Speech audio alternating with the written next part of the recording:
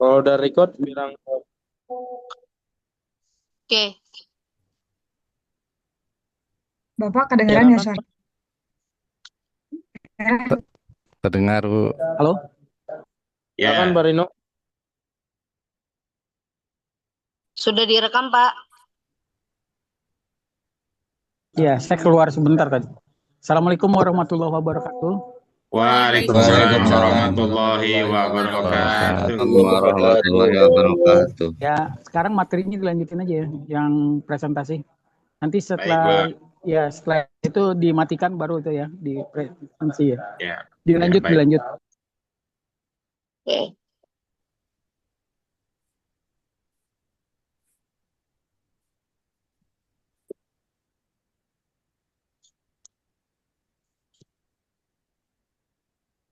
Bu Farida, silakan Bu.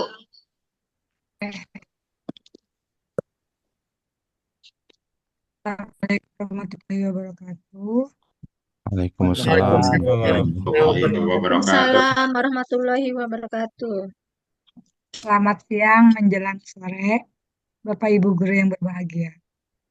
Pertama-tama, marilah kita panjatkan puji dan syukur atas kehadirat Allah Subhanahu wa Ta'ala karena telah memberikan rahmat dan karunia-Nya kita semua bisa berkumpul di kuliah online ini.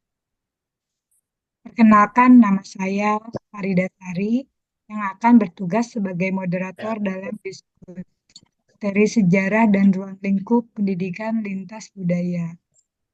Adapun anggota saya yaitu Bapak Saiful Oktani, Bapak Firmansyah, Bapak Muhammad Ridho. Baiklah teman-teman, di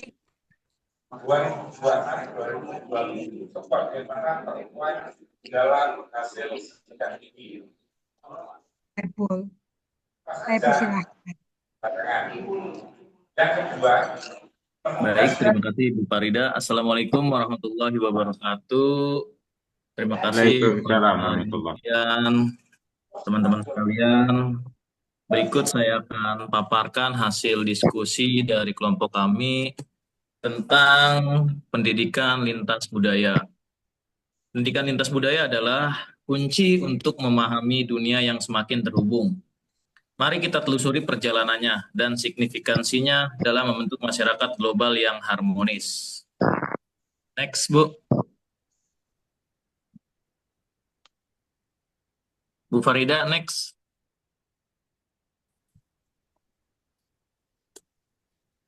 Awal mula pendidikan lintas budaya.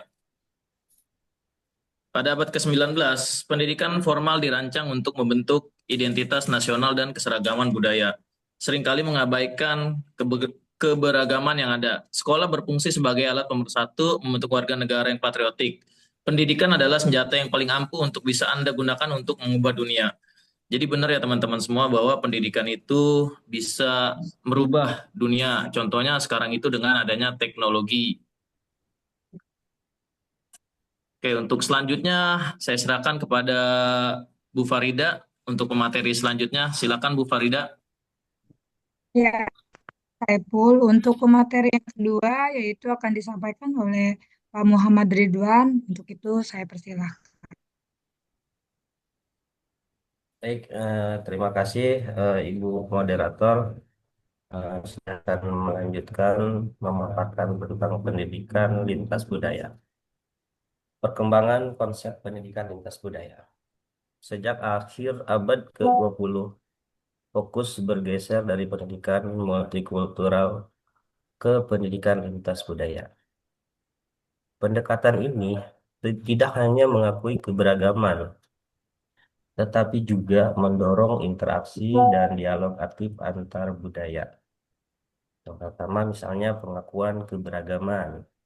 Pengakuan keberagaman ini menyadari dan menghargai pluralitas budaya. Misalnya contohnya dalam pengakuan keberagaman ini yaitu menghormati hari besar agama lain, tidak memaksa keyakinan atau budaya kepada orang lain, dan menghargai bahasa atau pakaian adat. Selanjutnya, Yang kedua, interaksi dan dialog. Interaksi dan dialog ini mendorong komunikasi dan pertukaran aktif antar budaya. Ketiga, pemahaman dan adaptasi. Pemahaman dan adaptasi ini membangun kemampuan untuk memahami dan beradaptasi dengan perbedaan. Pendidikan lintas budaya menekankan pentingnya pemahaman mendalam, adaptasi yang fleksibel, dan penghargaan tulus terhadap perbedaan budaya sebagai landasan kehidupan bersama. Terima kasih teman-teman. Mungkin itu penjelasan dari saya. Saya kembalikan ke Ibu moderator.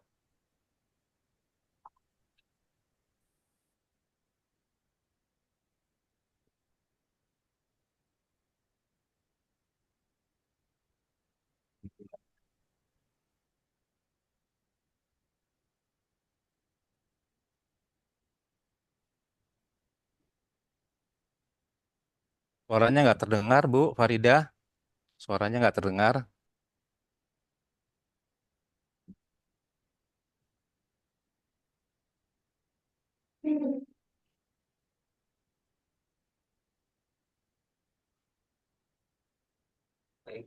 Baik, saya akan melanjutkan atau pemaparan materi selanjutnya ya, karena berhubung Ibu Farida Sari tidak terdengar suaranya. Pembelajaran melampaui batas budaya. Nah, ruang lingkup pendidikan lintas budaya itu, pendidikan lintas budaya mencakup spektrum luas yang bertujuan mempersiapkan individu untuk berfungsi efektif di dunia yang multikultural. Ini bukan hanya tentang mengetahui fakta, tetapi mengembangkan keterampilan esensial. Nah, yang dimaksud itu yaitu pemahaman mendalam, keterampilan adaptasi, dan program global. Pemahaman mendalam yaitu mempelajari nilai, norma, bahasa, kebiasaan, dan sistem pendidikan yang beragam.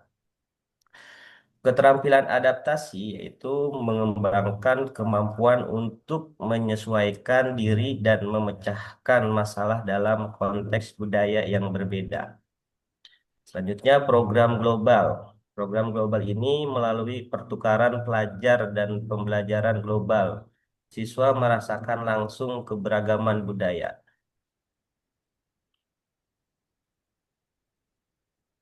Manfaat dan dampak pendidikan lintas budaya. Pendidikan lintas budaya memiliki dampak transformatif yang melampaui batas kelas, membentuk individu dan masyarakat yang lebih baik. Kompetensi kritis, karakter positif, dan solidaritas global. Kompetensi kritis ini meningkatkan pemahaman budaya dan keterbukaan terhadap perbedaan. Karakter positif yaitu membentuk pribadi yang demokratis, humanis, dan pluralis. Solidaritas yaitu memperkuat ikatan sosial dan mengurangi konflik berbasis budaya. Dampak positif ini sangat penting untuk menciptakan dunia yang lebih damai dan saling menghargai. Silakan saya kembalikan ke Ibu moderator ya, atau Ibu Siti Badriah.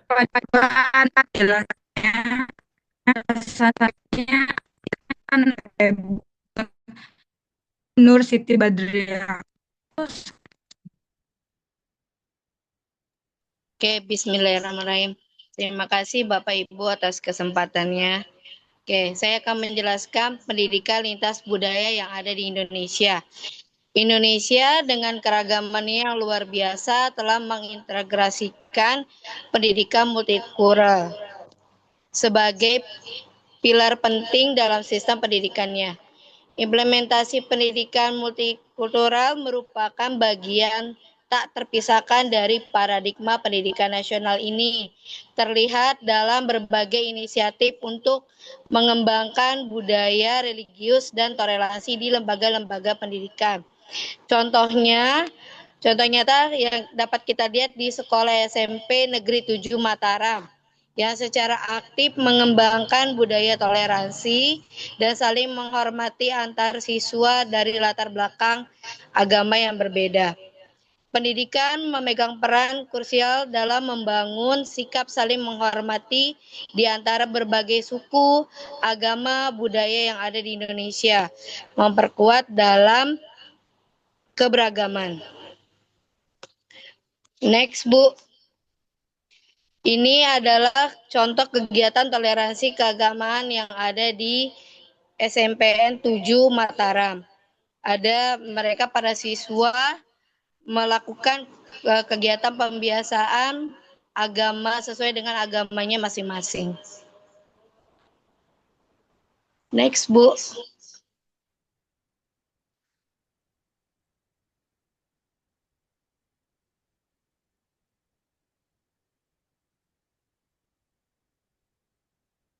Next.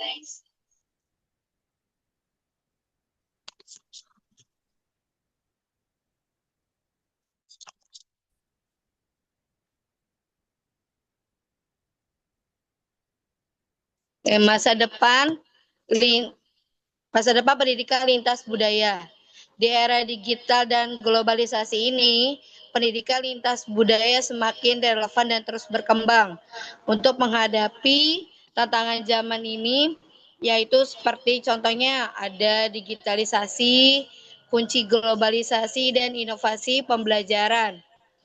Digitalisasi memperluas akses dan interaksi lintas budaya secara global melalui teknologi. Kedua, ada kunci globalisasi, itu pendidikan lintas budaya menjadi esensial dalam menghadapi tantangan globalisasi dan mencegah konflik sosial. Yang ketiga, ada inovasi pembelajaran. Pentingnya metode pembelajaran yang inklusif, partisipatif, dan responsif terhadap keberagaman budaya. Sekian Bapak Ibu yang dapat saya sampaikan. Terima kasih. Selebihnya saya kembalikan ke moderator.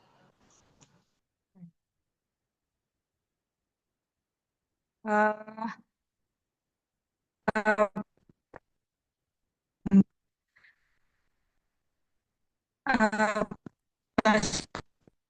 Suaranya putus-putus, Bu Farida.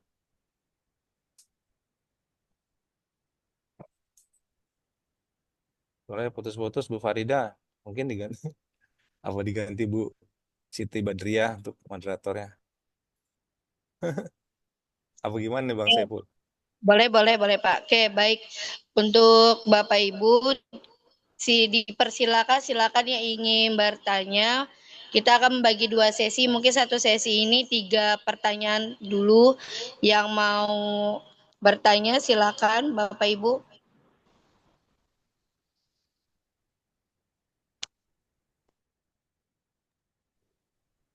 Sama aja diulang-ulang sih. Ruang lingkup, mereka mencakup sebenarnya. Ruang lingkup, multi-model, keterampilan esensial. Saya mau bertanya, Silakan Bu. berikan contoh metode pembelajaran. Bentar. Metode pelajaran inklusif partisipatif seperti apa? Partisipatif seperti apa? Kasih. Inklusif partisipatif. Saya Bu. Susah banget. Saya ulangi nih Saya Bu Bu. pertanyaannya. Contoh dari metode pembelajaran inklusif ya Bu. Iya. Saya Bu boleh tanya kelompok 4. Silakan Ibu. Iya, saya Bu Suprapti. Sederhana saja ya yang ingin saya tanyakan. Bagaimanakah pendidikan lintas budaya ini bisa membantu peserta didik dalam memahami dan menghargai perbedaan di tengah keberagaman masyarakat Indonesia gitu. Untuk pertanyaan bisa dilihat di kolom chat. Mungkin itu aja. Terima kasih banyak. Sama-sama Ibu. Oh,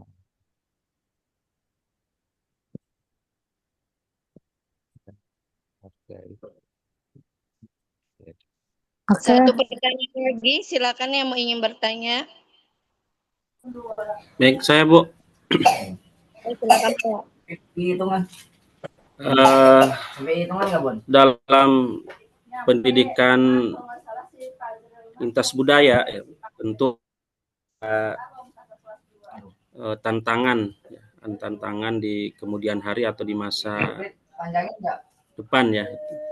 Apalagi kita di era globalisasi ini, kemudian di era digitalisasi, tentu banyak hal-hal yang akan kita hadapi. Kira-kira menurut pandangan Bapak Ibu,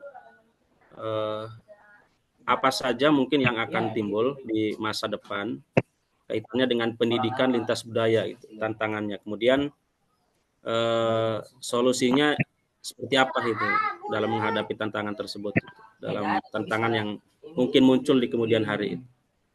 Itu saja Bapak Ibu, terima kasih. Di tantangan masa depan di era globalisasi dan kira-kira masalah yang akan timbul ya Pak, dan bagaimana solusinya ya? Ya, begitu. Oke, terima kasih Pak. Mungkin ada yang ingin menjawab dari kelompok 4. Silakan Bapak Denny. Mungkin saya mencoba menjawab yang nomor 3 dulu ya. Oke, silakan. Apa saja yang mungkin menjadi tantangan pendidikan lintas budaya di masa depan? Ya. Tantangannya adalah menguatnya ini ya, mungkin egosentrisme daerah gitu ya. Kita perlu mewaspadai lahirnya etnosentrisme ya. Kayaknya di potensi, karena kita sebagai negara yang sangat berbineka, itu punya banyak agama, punya banyak suku, bahasa, ya adat istiadat yang begitu beragam, maka kerawanan yang perlu kita waspadai di masa depan adalah menebalnya sentimen-sentimen sara gitu ya. Apakah itu berangkat dari sentimen keagamaan, ya kan, atau dari sentimen kedaerahan, regionalisme.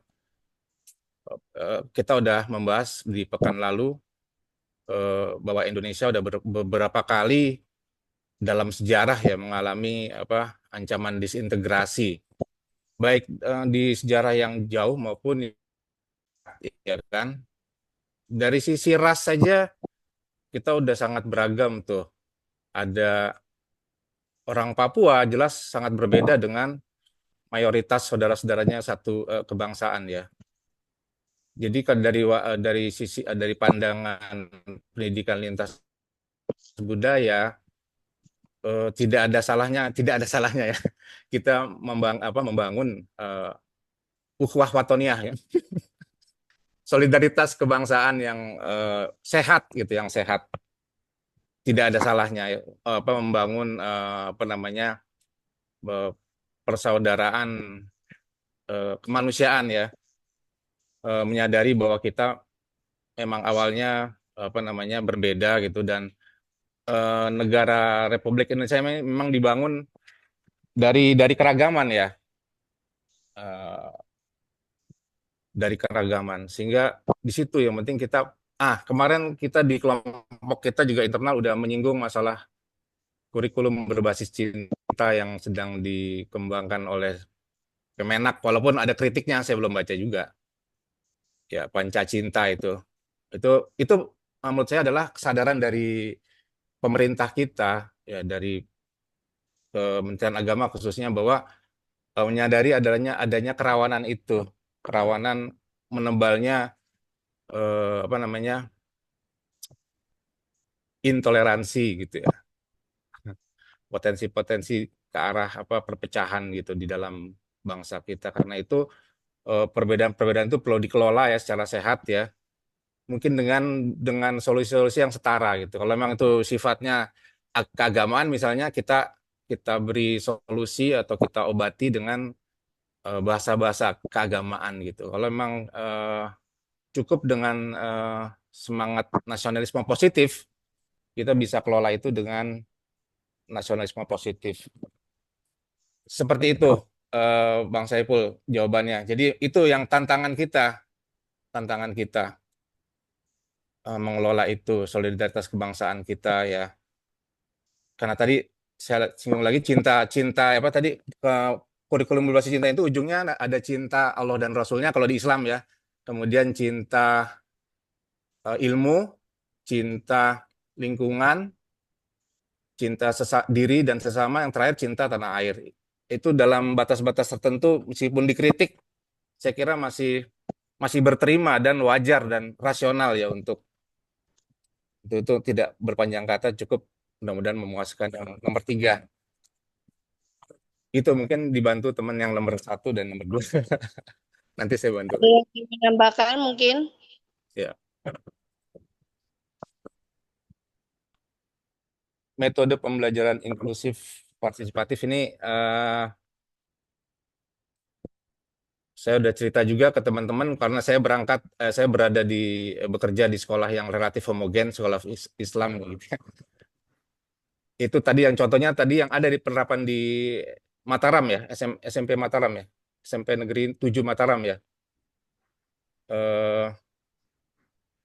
Cuman untuk yang konkretnya mungkin bisa dibantu sama yang lain. Oke, boleh Ya. saya menambahkan? Untuk jawaban yang pertama, dari pertanyaannya Ibu siapa tadi? Tentang contoh metode pembelajaran inklusif. Inklusif itu kan pembelajaran pendekatan yang memastikan peserta didik tanpa memandang latar belakang, Bapak Ibu. Di sini ada beberapa contoh metode strategi dalam pembelajaran inklusif itu sendiri.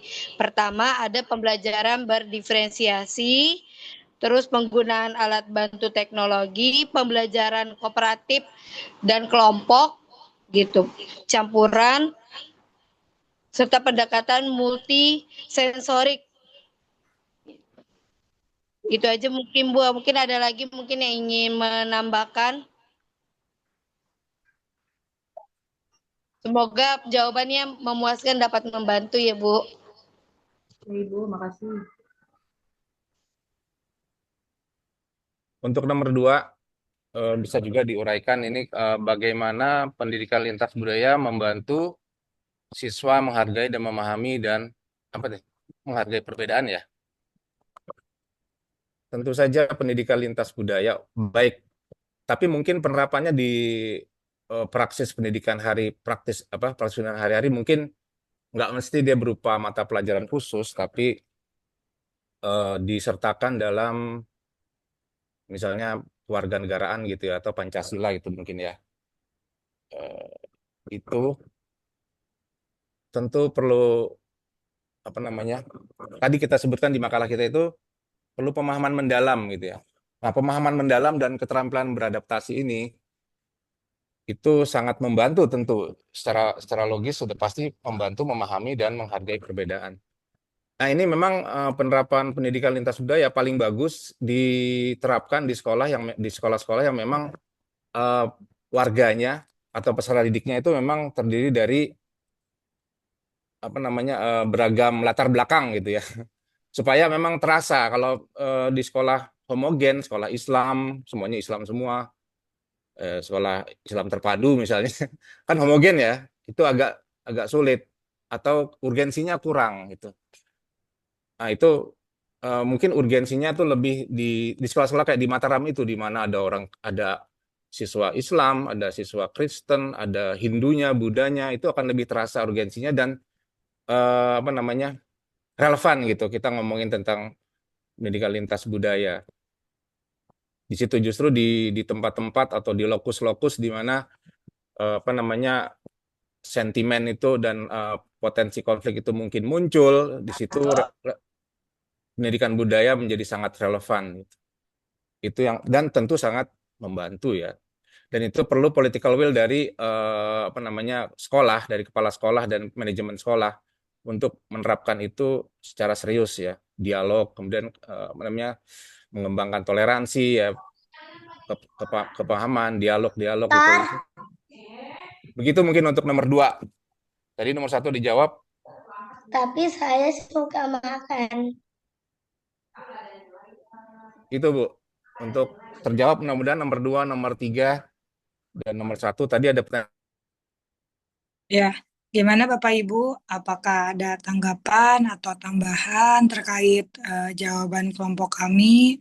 Atau mungkin ada yang mau juga menanggapi atau menambahkan? Boleh?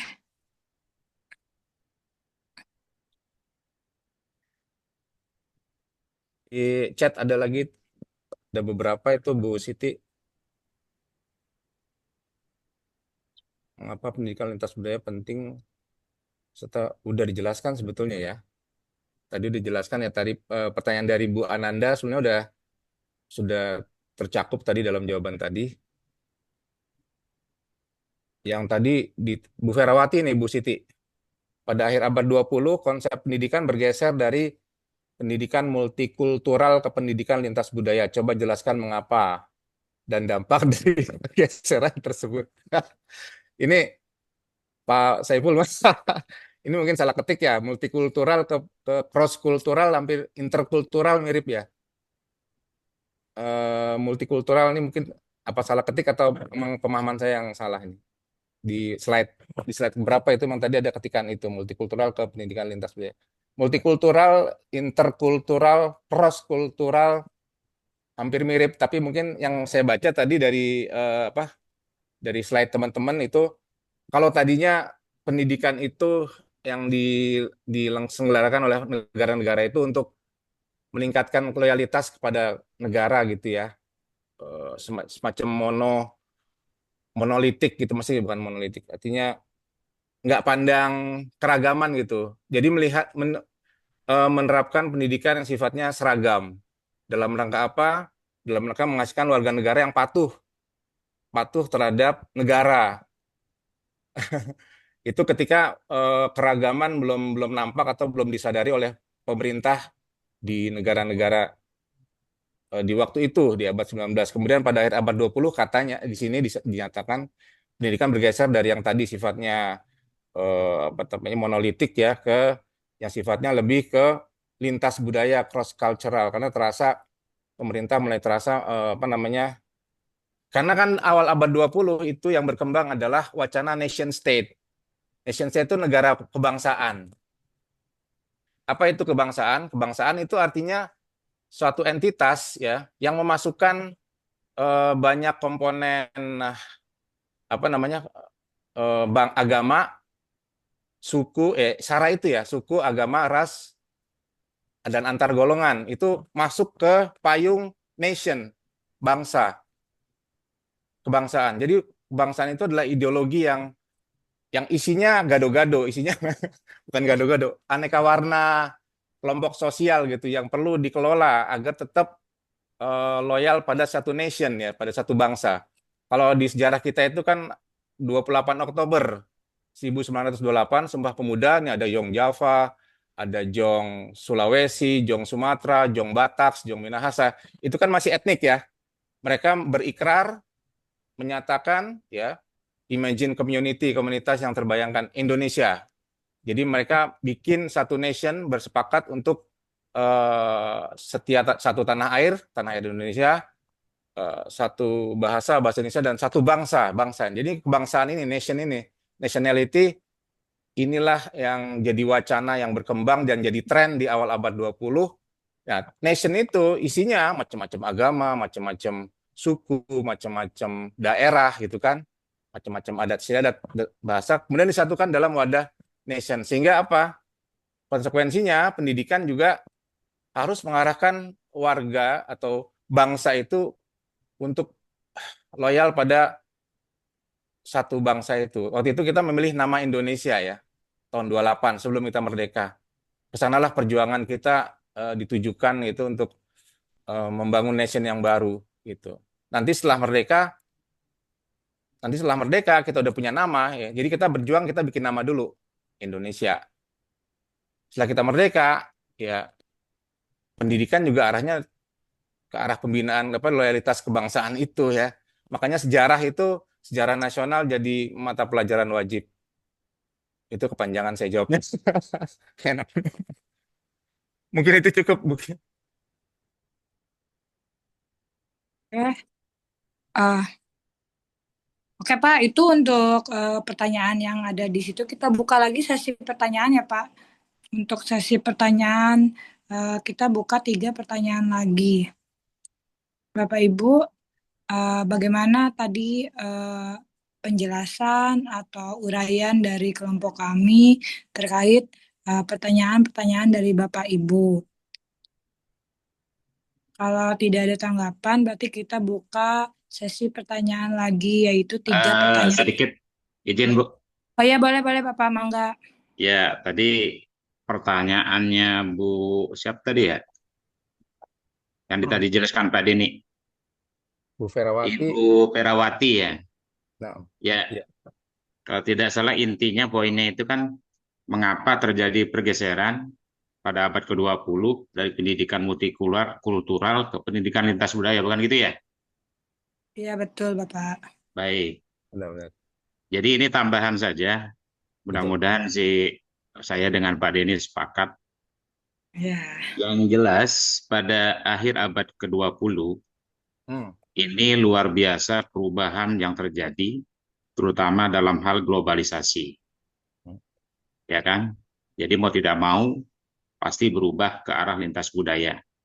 Baik dari pergerakan manusianya, ide, teknologi, bahkan anak-anak dan siswa itu sering berinteraksi dengan orang dari budaya yang berbeda. Ya kan? Jadi mau tidak mau pasti harus secara tidak langsung itu akan terjadi pergeseran. Nah, yang kedua adalah alasannya kenapa itu bergeser. Kedua adalah kebutuhan kompetensi global. Ya, jadi tidak hanya kita menekankan masalah keberagaman lokal, tapi juga kita mendorong siswa untuk berkomunikasi serta bekerja sama dengan orang dari budaya yang berbeda. Nah, yang terakhir alasannya adalah terjadi interaksi antar budaya yang lebih kompleks. Jadi masyarakat modern tidak hanya multikultural secara pasif, tetapi juga perlu membangun dialog dan kerjasama secara aktif antar budaya yang berbeda. Mungkin dari saya itu saja. Terima kasih. Betul Pak Sanyo. Ya, Ya, tadi, terima kasih Bapak Sanyo. Boleh Pak Denny, lanjut. ya, tadi saya salah baca. Saya kira awal abad 20 saya cerita kebangsaan. Jadinya nyata akhir abad 20. Ya kalau awal abad 20 tadi tentang kebangsaan saya betul ya. Tapi Ya. akhir abad 20 saya kurang cermat membacanya. Tadi Termasuk betul. abad 21 ya. Masuk abad 21. Itu Betul. memang tanpa disuruh komunikasi itu naturally ya, secara alami pasti terjadi komunikasi antar bangsa itu. Pasti. Udah banyak buktinya itu orang Turki kawin sama orang mana gitu datang ke sini, orang Aceh ya, ada juga orang gadis-gadis Rusia banyak nikahi orang Jawa ya, siapa tahu. Nah, itu rajin-rajin lah komunikasi antar budaya supaya dapat orang Rusia itu. Daripada ngantuk dah. Ya begitu. Baik. Ya, terima kasih Pak Sanyo atas tambahannya dan juga sudah ini sama Pak Denny. Tadi salah bicara, katanya salah persepsi. Oke, untuk berikutnya ini ada pertanyaan yang di grupnya. Mengapa pendidikan lintas budaya penting serta berkontribusi dalam mencegah konflik dalam masyarakat yang multikultural? Oke, dari kelompok 4 siapa yang mau menjawab pertanyaan itu? Tadi kayaknya udah terjawab deh Bu. Nanti kita Bu Nur Siti Badri. Oh, siap. Bu, saya presensi dulu Bu ya. Oh iya, boleh Bapak, mangga. Ya, ya. Rivaldi Uwen. Hadir Pak, hadir Pak. Oke, ya sudah. Denny Firmansyah, Denny. Hadir Pak. Ya, Alhamdulillah oke, Pak. sudah. Ya. Ananda Putri Wardani. Ananda. Ananda. Ananda. Ananda. Ananda. Ananda. Sesuai tadi checklist KB. Oh iya keluar ya. Relatif tuh. Sanyo Saputra. Sanyo. Hadir, hadir. Hadir, Pak. Sudah. Nur Siti Badaria. Nur. Hadir Bapak. Oke, Nur Siti. Ahmad Batara Parenta Perlindungan. Hadir, Pak. Ahmad. Ya sudah. Ria Ahmad Tatin. Ria. Hadir, Ria. Pak. Hadir, Ya. Pak. Hadir. Sudah. Anissa Lima. Hadir, Pak. Ya, sudah. Suprapti. Ada Bapak, ada Bapak. Ya, sudah. Rizka Mahardika. Hadir Pak Rizka. Ya, sudah. Saila Istiqomah. Saya. Ya, sudah. Anwarudin Putra Pamungkas. Anwar. Hadir, Pak. Ya, sudah. Hadir, Rani Pak, Supriya- hadir. Ya, sudah, Hadir, sudah. Pak. Ya, Rani hadir. Sahrul Hamdan. Sahrul. Hadir, Pak. Sahrul ada. Cep Gia Hadi Permana. Cep. Sakit, Pak, Cep. sakit. Oh, sakit. Sakit. Cep sakit. Dirawat. Oke, ini ditulis sakit. Nani Tia Purwa Iranti. Nani. Nani. Ya. Oke, sudah. Ya. Puji Lestari, Puji. Hadir, Pak. Ya, oke. Wahyu Nurdin. Hadir. Ya, oke. Wahyu Nurdin. Taskia Vini Helviani. Taskia. Udah keluar, Pak. Taskia keluar ya? Iya, Taskia. Nyang Kurkus. Nyang. Hadir, Pak. Oke, sudah. Risa Hairunisa. Risa. Nggak ada ya? Nggak ada ya? Risa nggak ada, Risa. Pak. Cuman itu suaranya kayaknya ke-mute, Pak. Ketua kelas, panggilin ntar diituin Pak Ketua. Iya, Pak Jarot lagi ngajar, Pak. Oke, makasih Pak. Sama Pak. Nur Pajria. Nur. Hadir, Pak. Nur. Hadir, Pak. Oke. Ya sudah. Irene. Ya, alhamdulillah hadir, Pak. Iren. Hadir. Oke. Ya sudah. Arifin. Hadir, Pak. Hadir. Oke, sudah. Saiful Oktavani. Saiful. Hadir, Pak. Hadir. Ya. Oke, sudah. Abdul Aziz Al-Ghifari. Ya, Pak, hadir. Oke, Mintarsi. Hadir, Pak. Hadir. Ya, sudah. Hadir. Sudah. Ahmad Ridwan. Hadir, Bapak. Hadir. Ya. Mutiara Safira Anastasia. Mutara. Muti. Hadir, Bapak. Iya, Bapak Ya, Muti sudah. sini. Ya. Elizabeth Asibuan. Elizabeth. Hadir, Bapak. Ya, tumben Elizabeth. Rizky Fibriskal Towaki. Rizky. Hadir, Pak. Riz. Hadir. Oke, sudah. Muhammad Ridwan. Hadir, Nur Ridwan. Oke. Ubaidillah Artam. Hadir, Pak. Ya. Ari Rekno. Ari. Hadir, Pak. Hadir. Oh ya, sudah. Rian Erdiana. Hadir. Ya, sudah. Vicky Fauzan. Hadir, Bapak. Ya, sudah. Abdul Muiz. Abdul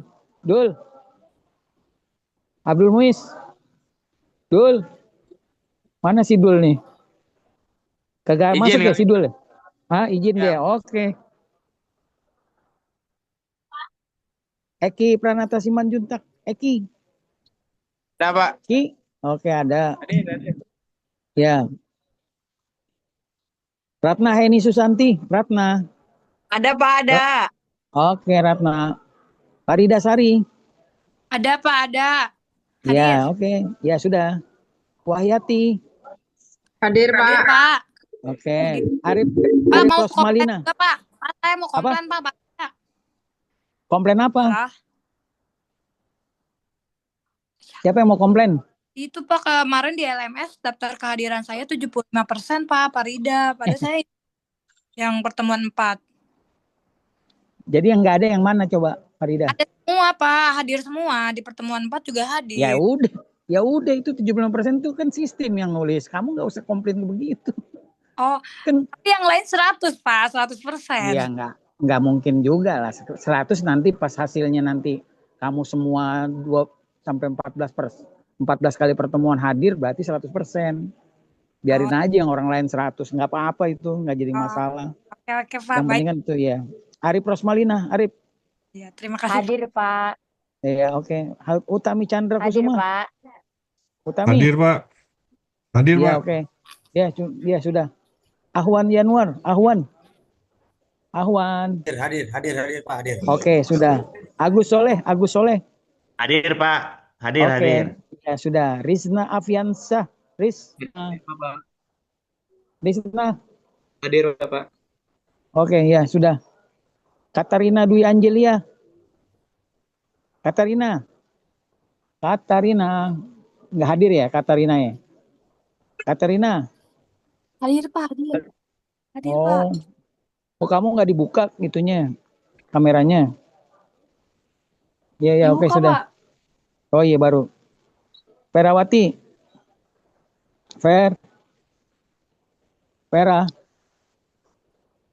Perawati.